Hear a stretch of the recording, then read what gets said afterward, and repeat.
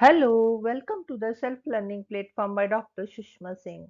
Today we start Unit 1, Our Settlers Society and Staples Economy.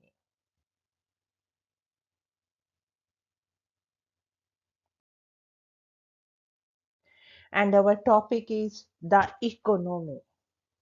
Today Canada is one of the 7 most industrialized countries, G7. According to international trade, Canada is fully integrated into the global system and is the eighth largest trading nation among the industrialized market economies. This industrial and trade economy has evolved from early fur trade and agricultural economy.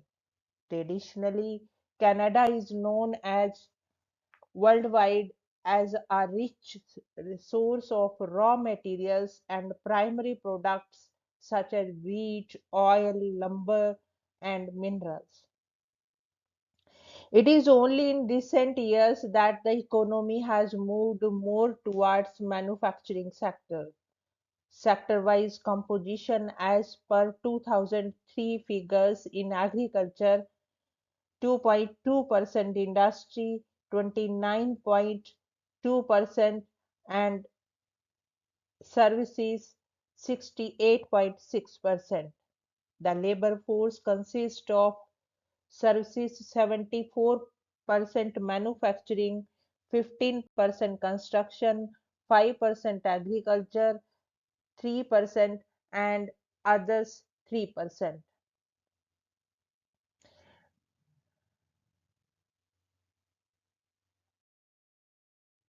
The next point is agriculture. The mineral industry, forest product, and agriculture have been a vital force in the Canadian economy for centuries and even today remain major contributors of Canada's trade in international market.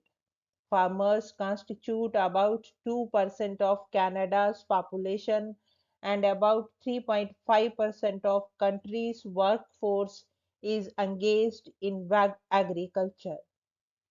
About 15% of the total labor force is employed in food processing, food services, and related industries in the agri-food system.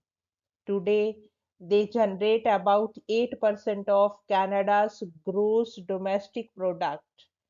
Canada is best known for its excellent grain, oilseeds, vegetables, meat, and dairy products.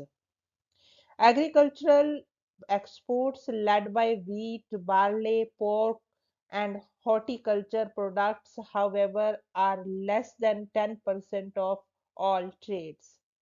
Forests cover about half of Canada's total land area. Forest product exports include pulp and paper, represent 15% of Canada's total export trade. Canada is the world's leading producer of newsprint, accounting for 40% of global output. Almost 75% of Canada's total newsprint production is exported to the United States.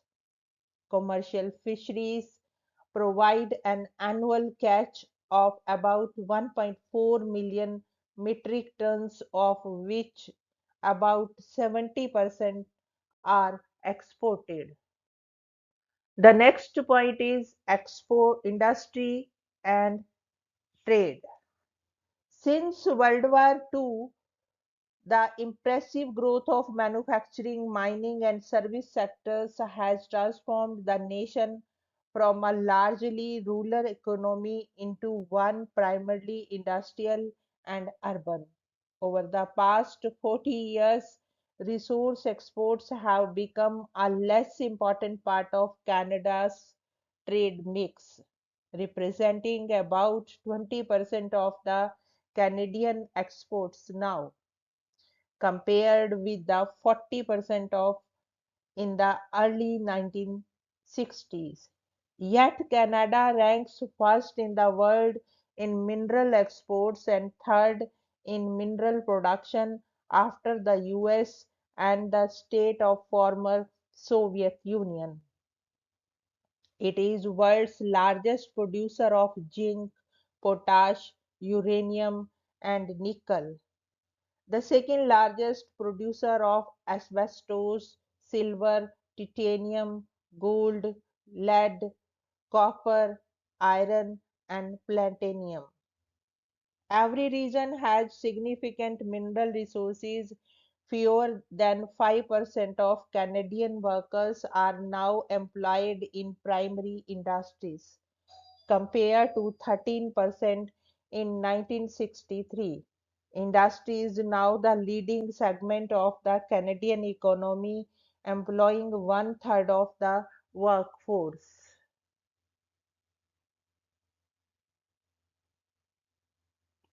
Today, Canada ranks seventh in the world in gross domestic product.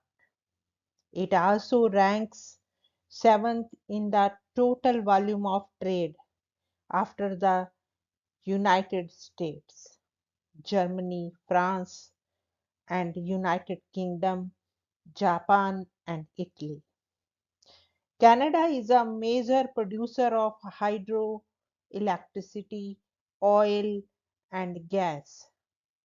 Unlike most of its industrial partners, it also manufactures motor vehicle and parts, machinery and equipments, other diversified manufacturing, etc.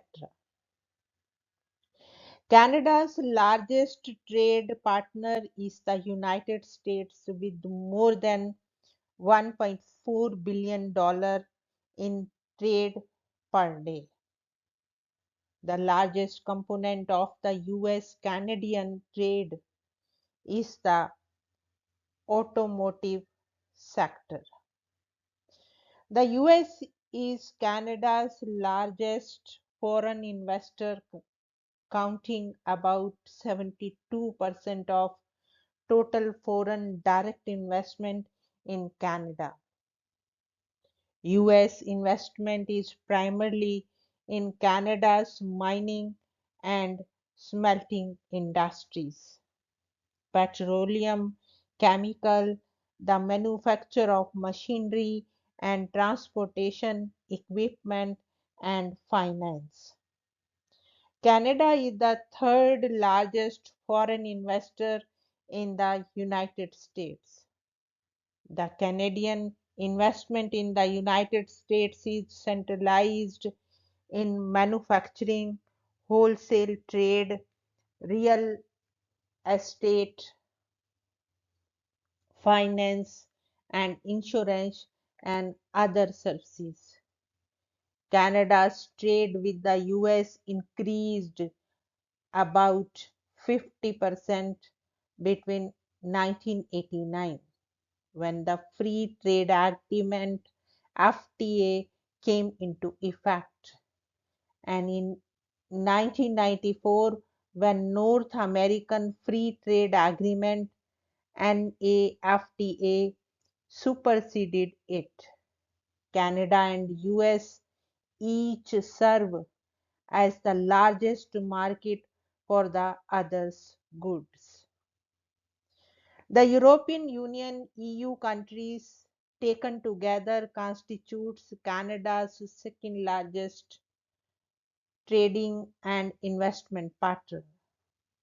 After the United States and Japan, seven of Canada's top export destinations are in Europe.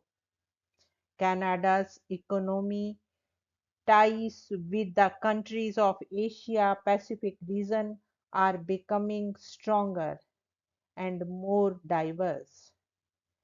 As is known, this region contains many of the fastest growing economies in the world. India also is an important trading partner for Canada. Bilateral trade between India and Canada almost tripled in the 1990s to reach $2.2 billion in 2003.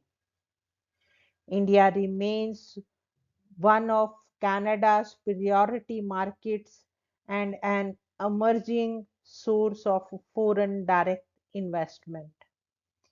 Exports to India grew from $674 million in 2002 to $733 million in 2003, an increase of 8.7%. Significant increases were recorded in paper, aircraft, fertilizer, iron and steel, and textile or sportswear. Canada's main export to India include telecom equipments, peas, pulses, potash, and wood pulp. Indian export to Canada increased from $1.3 billion in 2002 to $1.4 billion in 2003. Exports to Canada are predominantly apparel, yarns and fabrics, precious stones, spices, leather items, and frozen seafood. Now, the summary of the unit. The evolution of Canada can be traced back to about 1000 years when the Europeans started arriving and settling there, marking it as a specially settlers' colony. The earliest settlers were French and British. Before the arrival of Europeans, the land was inhabited by the population, which is now known as Aboriginals. Subsequently, there took place an intense rivalry between the English and the French to wrest control over the colonies, leading to the victory of England in 1763. The region was divided in 1791 into Upper and Lower Canada, but were granted their own representative governing institutions. They were united into one Canada in 1840. It was the British North American Act of 1867 BNA that saw the formation of the present Confederation of Canada. The cultural diversity has naturally made Canada into a plural society. Economically, too, Canada has evolved into one of the top industrialized countries of the world, and its trade relations with various countries have become stronger and diverse in nature. Canada undoubtedly is one of the most respected liberal democracies in the world today. Now we want to wind up this lecture and we have come to the end of the unit. Thank you so much for your attention.